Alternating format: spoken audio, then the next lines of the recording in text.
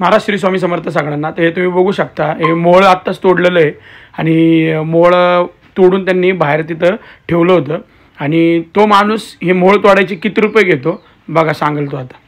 क्या दर्द नहीं होता क्या कुछ? क्या क्या अबे कितने मंजिले पे हो? 10 मंजिलों पे। और इसको क्या खर्चा आता निकालने के लिए? तो 12,000 रुपये लगता है। 12,000 उन्होंने दिया आपको? और वो फिर वो जो निकला है मध वो किसको देते हैं? हम लोग लेके बेच लेते हैं, 2 किलो उसको देके बाकी बेच लेते हैं। 2 किलो देके। और आप कहाँ पे रहते हो? हड़पसर पे। हड़पसर में कहाँ?